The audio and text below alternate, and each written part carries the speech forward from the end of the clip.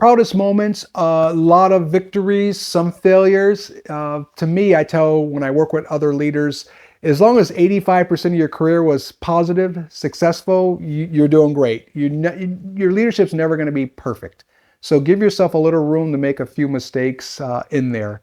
As a principal, my proudest moment was getting our school to an A+ school status. That's very hard.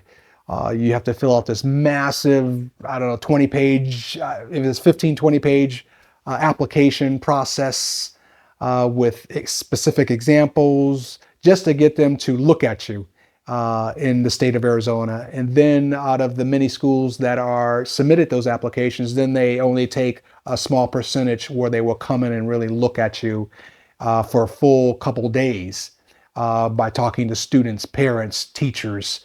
Classified as are people who are typically janitors, the nurses, the food service staff, the bus drivers, and so forth.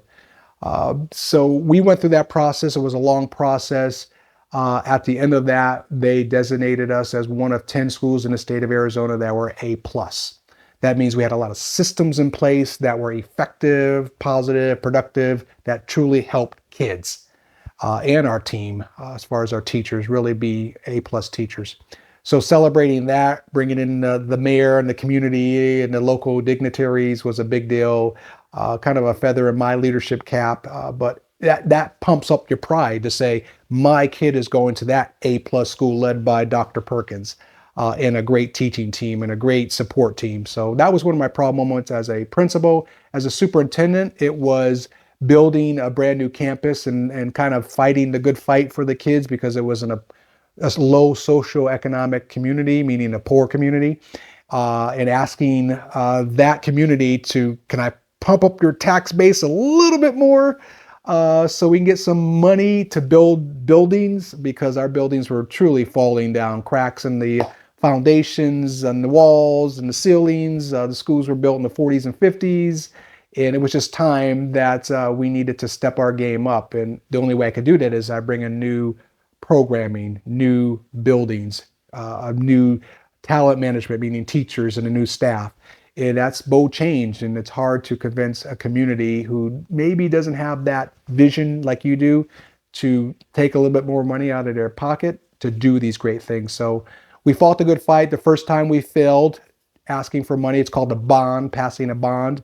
And then the second time, it took another year and a half to bring in everyone, especially the naysayers, put them at a table. I had about 15 naysayers in front of me, and I just empowered them and said, you're going to make the decisions on how you want things to go and how much money do you want to pass for this upcoming bond. And the simple thing of looking people in the eye and giving them power got us there.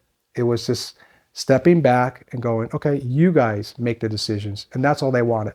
So that was the mistake I made early on in my leadership, wasn't empowering them the first time when we lost that vote.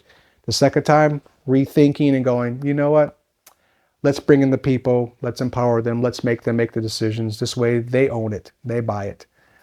So we passed that bond the second time. We built the buildings. We brought in new programming. We were able to bring in more staff to support our kids. So that was a big deal in that community, and that was a proud moment during my superintendency.